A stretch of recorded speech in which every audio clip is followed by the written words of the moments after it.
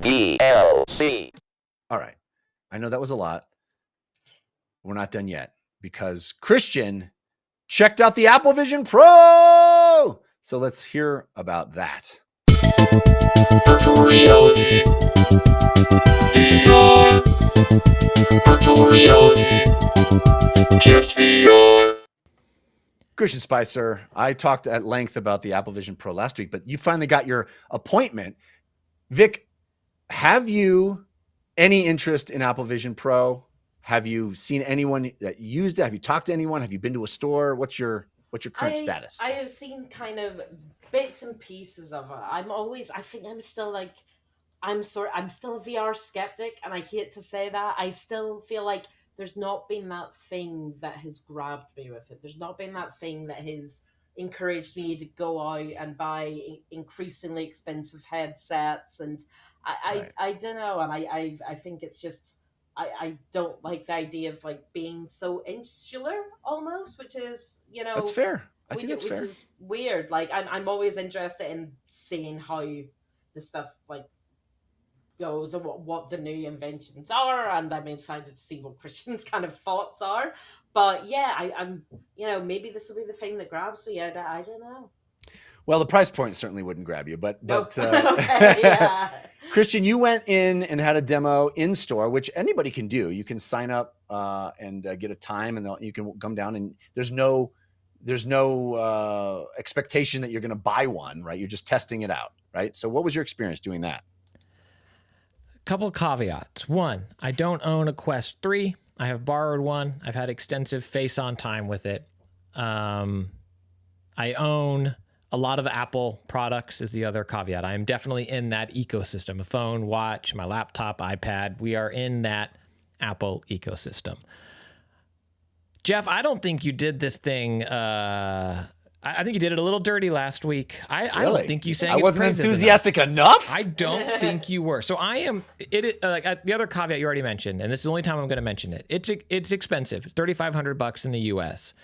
But oftentimes, like, we don't talk about other products, games with being associated with their price, how much fun it can or cannot be. I want to acknowledge the price, but now leave it out of everything else that I'm going to talk about. This demo. Again, so I did the demo at the Apple Store. They don't take you to a back room. You're just in the middle of the store, and how they do it. And so, but I imagine the stores they're well lit, and it's, designed to show this thing off in the best way possible. But you're also wait, real quick, before you even go on, I want to say that if you are someone that wears glasses like I do, you still can do a demo. Even though you can't wear your glasses inside Apple Vision Pro, they have these professional optometry devices that let you bring your glasses in. You as you're standing there, they put your glasses in this device, and it gives them an indication of what your prescription is, so they can bring out a demo unit that has an equivalent to your prescription in it, so you can actually still do the demo. I just wanted people to be aware of that, because what's that? That's amazing. I wear glasses, and that was part of the amazing about of VR for a long time. Yeah. Yeah, I can't really wear contacts anymore. So, I think there's a lot of people like that. So I love that they've made that possible for folks to walk in. Couldn't have been cheap for them to outfit all their stores with these things. And I think it's really cool. Anyway, go ahead, Christian. Well, that's great. I mean, that's kind of where I wanted to start, is as the demo experience. It is phenomenal. There is no sales pressure. Do you like it? Do you want to buy it? Well, why don't you put a deposit down? Let me see if we'll set one aside for you while they do the demo, because they're going fast. There is none of that. And it is such a premium style experience where, you make an appointment ahead of time, you go in, you're greeted by the person that's going to help you, you check in with a little QR code or whatever it is, and they bring the device out on this, I don't know if it's bamboo or not, but some type of like wood tray. Like, the whole thing looks and feels premium. You see the cleaning stations. This thing comes out to you pristine, like it's brand new out of the box. It doesn't feel like, you're getting in the rental car that you got on discount and it says no smoking, but it reeks of cigarettes and you can't put it in reverse, It's none of that. Everything about the demo experience feels premium, and they're respecting your time. And I'm sure it varies by the person. The person who gave me my demo, his name was Chris, did an outstanding job. And maybe Ask for Chris, ladies ask and for gentlemen. Chris. Ask for Chris. If you're in the LA area, there's only one out. There's so many Apple stores, but ask for Chris. So it might vary depending on who does your demo, but it really felt like working with an enthusiast or going over to a friend's house who was excited to show you this tech, which is one of my favorite things about spatial computing, about VR, is showing it to new people. And that is very much the impression that I got during my Apple Store demo of, this is so cool. I can't wait for you to experience it. What's your background like with this type of, headset device? What do you want to do? How do you want to go into this? And then showing off the cool things it could do. And comparing that to Target having the Google Cardboard or whatever it was, like chained to a table, and some kids probably keyed the inside lenses, or I think it was the Oculus had Best Buy demos that it's like, do you want pink eye? Try this, just nothing about it felt inviting. And I know that demoing these spatial computing VR headsets is a great way to show what they can do. And a flat screen trailer on YouTube can only show you what it's like so much, right? Like they can approximate what you're seeing, but not seeing it with that depth, not having that face-on experience does a disservice to what the experience is like. And so, Jeff, you mentioned it has to be expensive to do this, to have all these devices, to have these employees dedicating hours of their day to it, cleaning them, getting them ready. It's a half-hour demo. Mine went a little longer because I requested to do the dinosaur. Sir, please, we take it off, sir. Dinosaurs. Need to see the dinosaur, which was incredible. Sir, you're going to have to take off the headset at some point. No, I've cranked this dial so tight over my dead dinosaur body. And so just truly a phenomenal experience. Truly a 10 out of 10 in terms of how to showcase this new technology to people that many of whom probably haven't experienced before. That out of the way, holy crap, is this thing impressive. I mean, the pixel density, the screen clarity of these OLED screens is second to none. There's a little ghosting. If I move my head quickly, and Chris, the person giving me my demo, I could see it's a screen. Sir, please stop moving your head quickly. He was like, whip it fast, bro. It is a screen.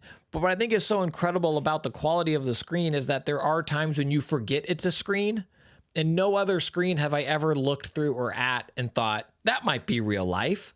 Like there were moments when you're sitting there and Chris is talking to me and someone else walks up and they start having a conversation, and I felt present in a way I've never felt in any other headset.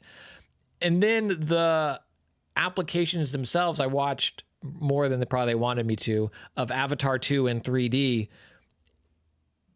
It's incredible. I mean, I asked you last time, would you prefer to watch on a screen, like on your OLED or in that?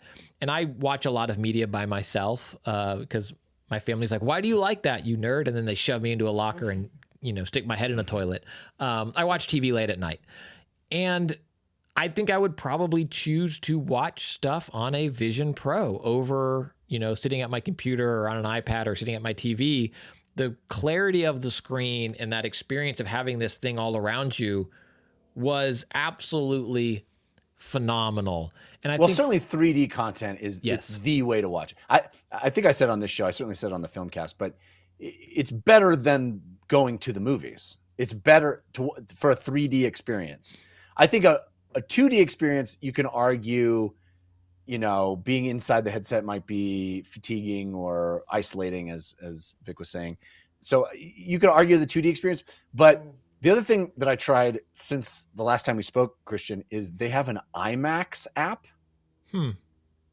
It charges you more to watch the same size screen?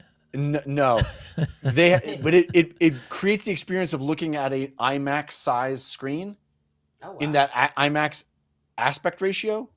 And they have the like made for IMAX stuff that you would find at that, like a real IMAX screen. It's like the observatory stuff, or it'll be like the nature documentaries. There's a space one narrated by Jennifer Lawrence, and it is unbelievable. It feels like you have the best seat at an IMAX anyway, so I don't want you to paint me as having disagreed with that sentence. That's all I'm saying. And then you mentioned it before, the spatial videos and spatial photos. I mean, if this thing catches on, I think it will change how we capture memories. The ones they have in the demo very much take advantage of the 3D you're there moment where it's like a birthday cake in front of you and it's like, Vic, do you want to blow it out? Oh, what, Tina, you want to? We'll let Tina do it. But it's like makes you aware that you're in the space, or like bubbles are going and it's like, look, this is your child who may or may not be dead and they're blowing bubbles. You can pop them. Remember this memory? Because your kid's dead. And it's, I mean, it's that wasn't my family, and I found myself becoming emotional. And I think I could see myself capturing videos in ways that are different than how I do now, because I'm playing to the strength of the thing in which I'm going to later consume it when my family dies. And I have to watch that's been my experience in the last couple of weeks. Is like I'm shooting exclusively spatial video with my family, and I'm doing it in a way like my wife and I went out to I need dinner something in the other night. foreground. Hun, Yeah. bring me some foliage. Well, I shot one. It was snowing at our house, and I shot one outside with my wife in the snow, and it was amazing in 3D. I was like, "Oh, the snow! I can reach out and touch the snow." I also we went out to dinner. So my mom's in town, so we got to actually go out to dinner, the two of us. And I took one of her like sitting across from me, and I was like, "Okay, this is the video I'm gonna watch after you die, and I'll be reaching out. This is the one. This is the memory. So, honey, like lean forward and kiss me." You know, it's like, tell me you love me and you forgive me. I tried to, I tried to save you from the bugs. It was not. And I guess the last thing I'll mention of just kind of doing this demo experience is I was in there for maybe 45 minutes, but I think what Apple is trying to do with the interface is really fascinating. The tapping to get things done and looking. And I could see how looking does become a strain on your eyes, because like I'm talking to Vic and Jeff right now, but I'm not like, I can look over here, I can do something else. And if I want to interact with Vic's window, it's like, no, yes, I am I do not stare at the little icon. Yeah, do not blink, do not shift my eyes, do not get pulled away by something else that I can see, because I'm still kind of in the real world. But I think having the look and tap and pull gets rid of the need for the hand tracking to be super precise, because I'm not actually grabbing the corner in space. I'm looking at the corner and I'm grabbing wherever I want and making that happen. So it creates this very passive interaction with my body as I'm interacting with this stuff in a 3D space that I think is very different than how a lot of traditional VR has done it. And you mentioned that last week, Jeff, where it's like a lot of times it's like you pick up the gear and you move the gear and you put the gear in. It's like I'm doing this thing. And I feel like Apple's rethinking that, saying, well, this thing isn't in real space. You don't need to mount your TV, the way you would put it up. So how can we approximate that and still have it feel good and tactile, but eliminate the barriers of doing the things? And I think we're going to see a lot more of that. It hands down the best headset I've ever worn. I walked out of there absolutely blown away. Also the most expensive headset you've ever worn. I'm not mentioning that again. I am curious to see what developers do with it and how they explore the space, because I would love to play Resident Evil 4 on it versus my PSVR 2 or the MetaQuest 2.